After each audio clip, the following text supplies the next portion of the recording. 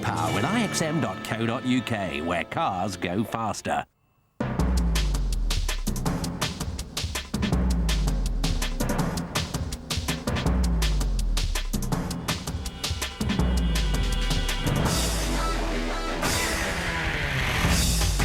In this week's Pack Show, we go 10 rounds with Britain's newest racetrack. We get the full story on those tempting new car discounts. And Pulling Power lifts the lid on the new Jaguar X-Type. Plus, at the end of the show, we'll announce the winner of the LPG Range Rover competition.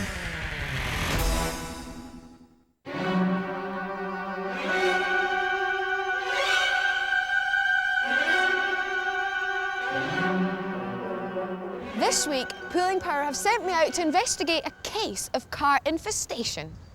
No, not horrible, creepy crawlies, but this, an electronic car bug. This is an electronic tracking device which you can access from your own computer. So once it's attached to the car, you can follow its every move. U-Track uses a GPS satellite system and a mobile phone which you attach to your laptop. A little bit of software later and you're ready to snoop. To see if the system works, we sent out Michelle, our intrepid researcher, in an MR2 which has been bugged. So let's see if we can find her.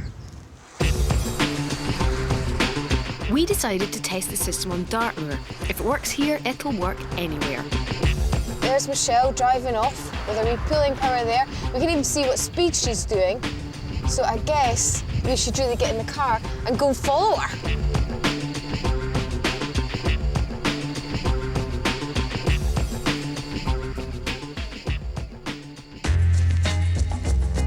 Well, I can't actually see her, but she won't get away from me. You dial into it via your home computer, your office computer, or your laptop, and from anywhere in the world, you can pinpoint accurately down to street level mapping where the vehicle is.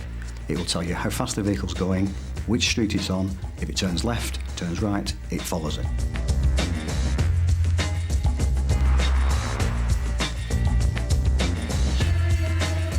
Well, the tracking device has told me that she's on this road and she's taking the next road on the right. It was originally devised to find stolen cars, but nowadays it's getting put to more sinister uses. We had a call from a businessman in Manchester who asked us how long it would take to fix the vehicle. We told him it would take about 35 to 40 minutes. We arranged to meet him on the Tesco car park the following morning, where we fitted it to his partner's car. Within 3 days of putting it on the vehicle, he found out that she was having an affair.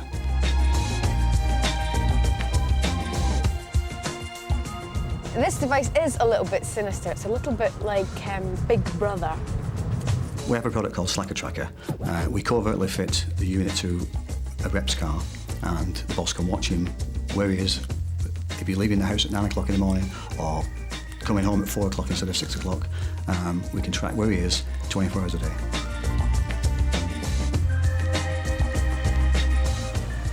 Well, I've just stopped for a wee minute to check my gizmo to see if I can see where Michelle has gone to. Aha! There she is.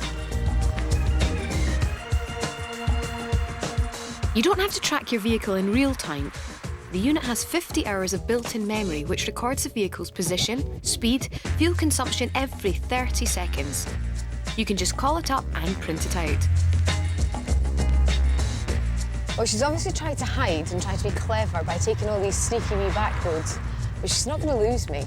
Not now that I have my device. Well, I have almost found her. She's just around the corner. Aha! Over the bridge. I have you now. The system costs around £400 and there is a £10 monthly subscription charge, but we expect prices to drop as others launch competing systems. Well, there you have it. The technology actually works, which is quite sinister really because they're hoping to advance it. And in the future, we could have kid track, pet track, boyfriend track. Do you know, actually, it doesn't sound that sinister after all. I may purchase 1 or 2 or 3, depending on how I'm feeling.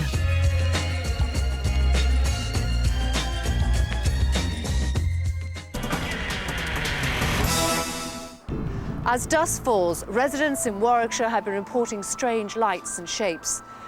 These forms appear and disappear into the night. No one knows where. But the truth isn't out there, it's in here. This is where Project X400 really begins. A few lines in a sketchbook, a distinctive shape, recognisably a car. The mission? To create the ultimate sports saloon. This is known as the corridor. Here, a small band of dedicated engineers began working on methods of propulsion. They tested the new engines to the limit. They used acoustic holography. Microphones were placed around the engine, monitoring the minutest variation in sound. And then, the Cell 30. In here, amidst the utmost security, the heart of the engine is pushed to the limit, seeing how it withstands constant, unlimited use. And this is the car, but not in a form we might expect, being tested to survive every sort of road condition, like the giant potholes it could encounter in North America.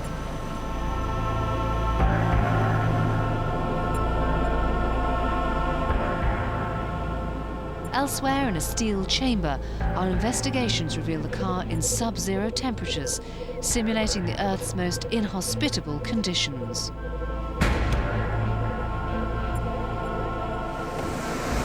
It has to survive the biting cold of northern Canada and endure the ultimate test of all, the granny cycle. Can it really survive being taken out once a week and being driven at just 20 miles an hour?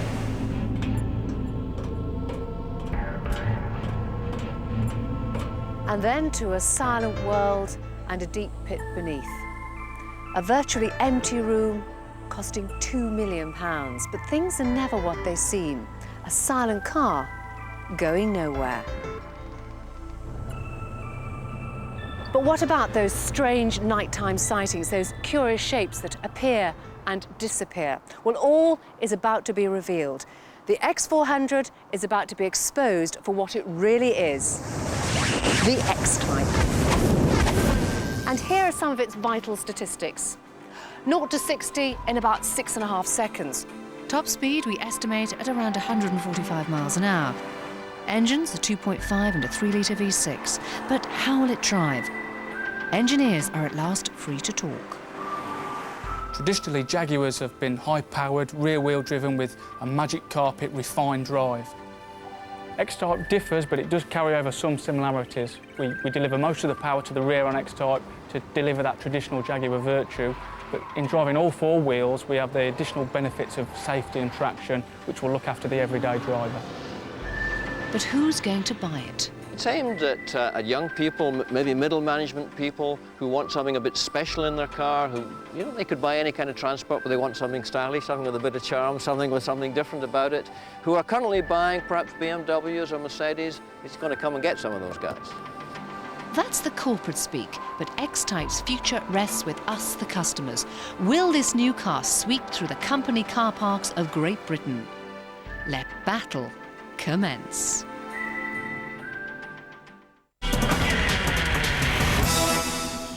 And while Michelle was checking out the new baby Jag, a few miles down the road at Longbridge, Rover was opening up their own X-Files.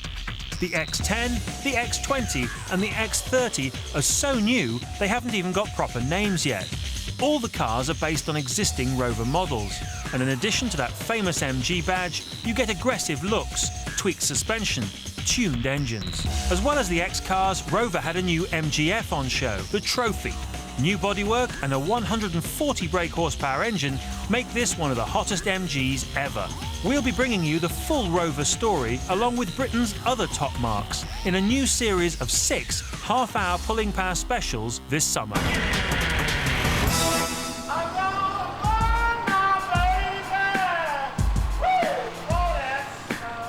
I'm paraplegic, and the technical term is T3 complete, which means complete paralysis below this level, the third thoracic vertebra. The obvious problem is lack of use of legs, but in addition to that I have no balance. So if I take away this supporting arm, I promptly fall onto the tank. riding a Yamaha FZR 1000 and had an accident with a car and left me in this situation. Most people would have given up biking after that, but not West Country lorry driver Peter Griffiths. With a bit of clever technology, he got back in the saddle. Yeah, the most technical part of the equipment is this switch here. When I flick the switch up, it operates on a hydraulic ram, which retracts the stabilising mechanism, and they fully retract in 0.8 of a second. As I approach a stop sign or a red traffic light, I flick the switch, and they drop again in 0.8 of a second and keep me stable at rest. Peter designed the system himself, but it took him 5 years to find a company who could manufacture it. A Bridgewater firm created the system for hydraulics. They also added an electronic throttle and repositioned the rear foot brake on the handlebar. It may seem a lot of effort just to get back on two wheels, but Peter has his motives. Part of the reason was that I thought now I've paralysed my body from the chest down, there was much less to damage in future, so that was a source of comfort. But also I think since I've been in a wheelchair, which is 10 years now, it's by far and away the most fun I have.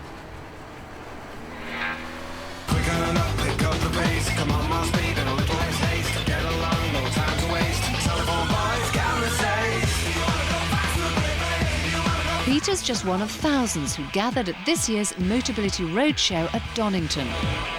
Fleets of specially modified vehicles were on hand for the public to try out on the famous circuit. Everyone that's got any needs to do with mobility, they come here and they can test wheelchairs and they can test these vehicles and they can see, you know, they can get gadgets which they never even thought existed. Classic car fans were also trading inspirational ideas. The car is a standard 1933 Invicta S-Type low chassis sports tourer, one of the last made in 1933. It has a Meadows 4.5 litre straight six engine. It's ideal for me because it means I don't have to change gear that often. It'll take hills almost in top or third gear without blinking. Wanted to keep the car as original as possible, so we have the original steering wheel, but onto that a accelerator ring, which means that I can accelerate with my hands and steer at the same time. To the side of the steering wheel, which allows me still to hold the wheel, I can brake with the back of my hand or the palm of my hand with this brake lever. And then the jewel in the crown is the electrically driven automatic clutch. I press a button on the top of the gear lever, the clutch goes down, I change gear, the clutch comes back up, and I'm away. I'm totally independent. It's exhilarating to drive. I'm the first holder of a competition license issued by the RAC as a paraplegic. It's the most rewarding thing I think I've done since my accident. And if you'd like to visit this year's show, the event will take place in June at Crowthorne in Berkshire. For more details, check out our website.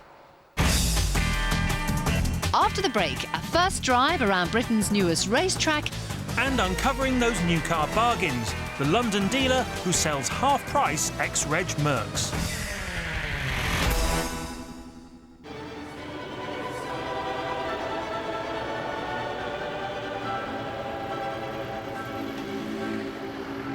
London, England, the place to go if money's no object and you like the palatial, if rather expensive atmosphere of a prestigious West End showroom. Well, London also happens to be the bargain basement capital of Britain. And to prove the point, we've come to this place. We're on a new car lot that has some of the cheapest prices in the land. This is an outlet called Trade Sales near Heathrow Airport. It's a strictly unofficial new and used car dealership with around 1,200 motors on site. Now, the cars here fall into 5 basic categories. This one's very simple, brand spanking new, fresh from the factory, still shrink wraps, ready to go, just 12 miles on the clock. Now, the next best thing is a pre-registered car. It's brand new, no mileage, you'll be the first person to drive it, but technically, on paper, it had a previous owner, the garage. You, on paper, technically, will be the second owner. Doesn't matter, a lot of cars are sold that way. Remember the term pre-registered, that should make it a little bit cheaper. And don't worry about this. A lot of cars in this place are a little bit mucky, but with the thousands you'll save, you can afford that car wash. Alternatively, you can go for one of those increasingly popular, nearly new cars. That's something with probably less than 5,000 miles on the clock, possibly an ex-demonstrator, an ex-rental car, or how about something that doesn't really need any kind of introduction, a good old-fashioned second-hand car. Or in the case of a site like this, not so old-fashioned, because their cars tend to go back only as far as W-Reg. And finally, there's what they call the pipeline car, the car that, as you can see, doesn't yet exist. That's because you've got to order it, it has to be found or even made just for you.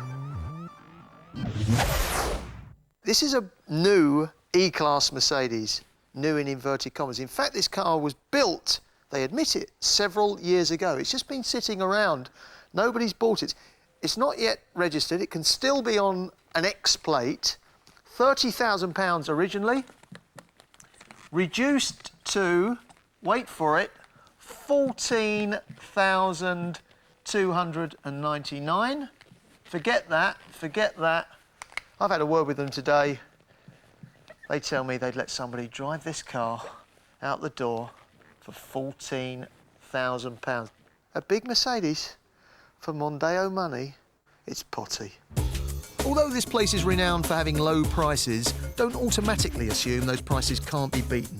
For example, Renault Scenic 2-litre RXE Auto, around $16,700 from a franchise dealer, $13,300 from trade sales, but a mere $12,700 from Motorhouse 2000 in Cannock.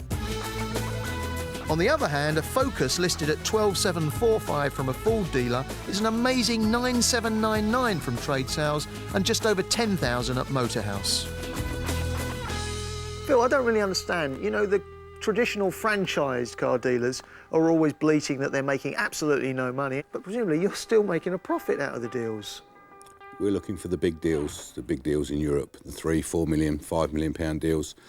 At the right time when they need to sell. It's a sort of pile them high, sell them cheap principle. Exactly. If you don't mind me asking, what sort of profit do you make on every sale? Maybe 300.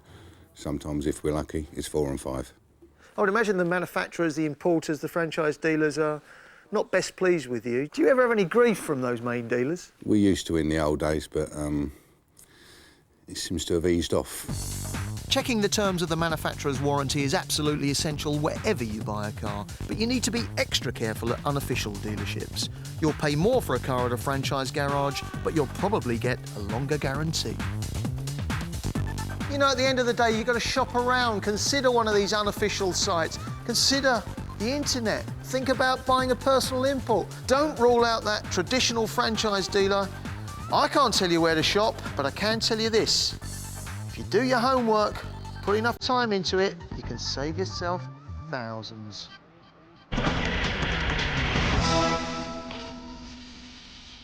Imagine a race circuit with the speed of Silverstone, the curves of Donington Park, and the atmosphere of Brands Hatch, surrounded by a banked oval. Sounds like a dream? Well, it could soon be a reality. Rockingham Motor Speedway near Corby in Northamptonshire is Britain's first purpose-built motor racing circuit in over 50 years. It's not due to open until the summer, but Pulling Power has braved the building site mud to bring you the first televised blast around the Midlands' newest circuit. So what car shall we use for this historic trip? Well, as you can see, it's still a bit of a building site here, so I think a 4x4 is in order, but we need something with a bit of welly. Something like a Subaru Impreza. The WRX is the latest road version of Subaru's all-conquering rally car. From the inside, this car is everything you could ever want in a high-performance vehicle.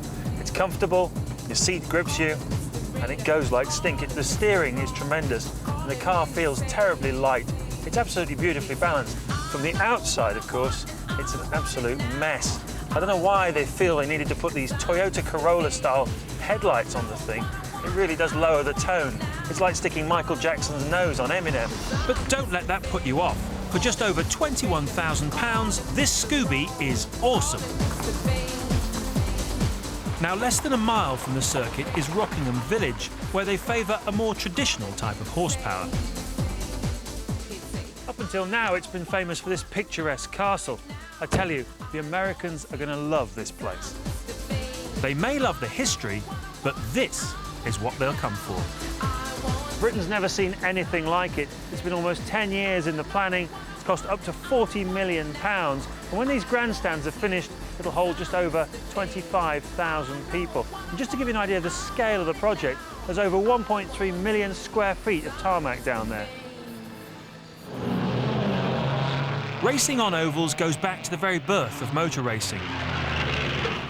Brooklands in Surrey was famed for its banking, where huge supercharged Bentleys and Mercedes raced wheel to wheel between the two world wars.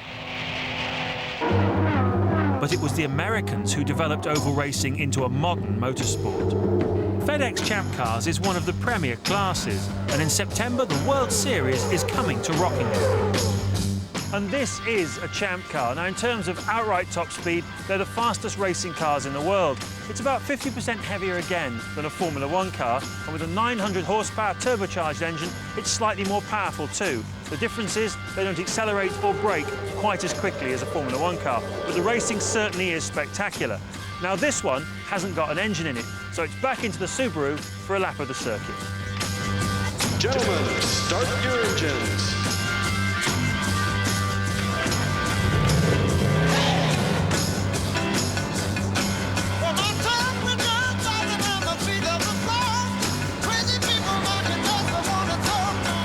I can't tell you how excited I am that this kind of racing is coming to this country. It's going to be really spectacular. 2 or 3 cars abreast, with some good British runners in the field. I can't wait.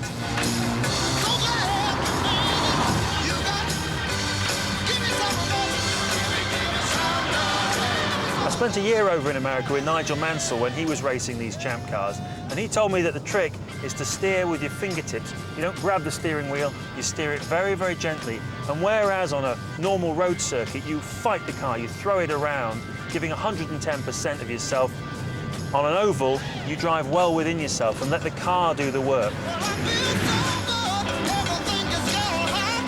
The thing that always takes your breath away is this concrete wall on the outside. You imagine these guys are doing 220, 240 miles an hour. If they have a tyre burst or they make a mistake or they hit a rival, bang, they're into the wall. Well, that's it from Rockingham, and that's it for this series of Pulling Power. Just time to say a big well done to John Deacon, our off-road biking expert, who finished an excellent 6th in the Paris-Dakar Rally. We'll see you at the Pulling Power Sports Car Show at the NEC in April. Until then, thanks for watching.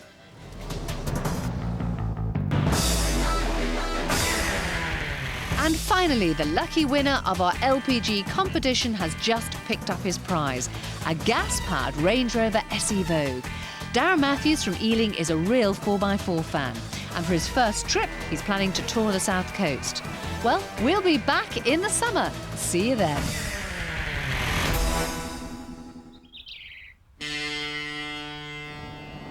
Pulling Power with ixm.co.uk, where cars go faster.